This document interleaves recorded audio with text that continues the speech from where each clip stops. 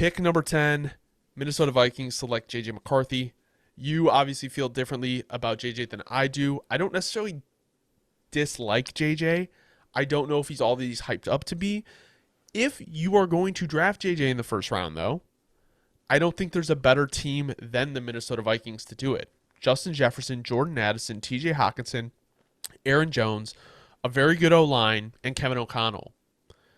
If you sit him behind Sam Darnold all year, I think the Vikings got a great value at number 10 for the future. Yeah, the key word there was all year. Because jokes aside, if they decide to pull the plug in, oh man, we got to sell some more tickets. We got to get the hype going. We got to get JJ out there. I don't care when it is. It shouldn't be this year. JJ, fantastic tight window thrower. The intangibles, the mental stuff, we're all there in that area, right? But in terms of processing the field, it needs work. But the footwork is really good. He's spotty, right? As I'm saying, like there's areas he excels in, there's areas he needs a lot of work in.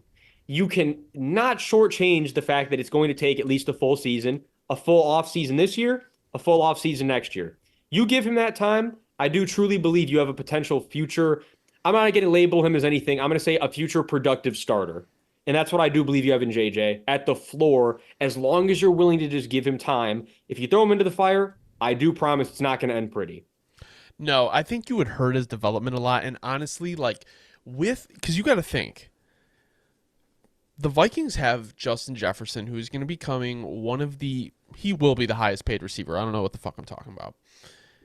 If you don't have a succession plan, or you get a quarterback that is not able to maximize the best receiver in football, and you've known for a while that Kirk Cousins was kind of nearing the end of the road, and there's arguments that maybe you could have took a quarterback last year, right? So my thing is, if you get this pick wrong, I don't know necessarily where you stand in the eyes of Vikings fans, because it's like their team is very, very talented. Yes, they could use another corner.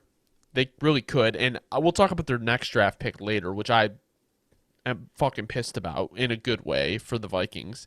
But I just think it's like JJ could be that guy. But at the same time, if you look at the quarterbacks in the division, right now, can you tell me that J.J. McCarthy is going to be better than Jordan Love and Caleb Williams? Absolutely not right now. But again, I think to what you were saying, can he produce enough with that talented roster around him to lift them to where they're competing, like seriously competing? I do think he could do that, as long as you give him the full two off seasons. I agree. I think it was a good pick for the Vikings. Definitely thinking long term, and you can tell they have a good building there. Kevin O'Connell, Kwesi Adofo-Mensah. I like what they've done. I don't love all of Kwesi's picks, but overall, I have liked what they've done on defenses. I think they've had a very good offseason, personally. No, absolutely. I was going to say, and also if you're a Vikings fan, you can feel very comfortable that Kevin O'Connell has at least 2 years of job security after tonight.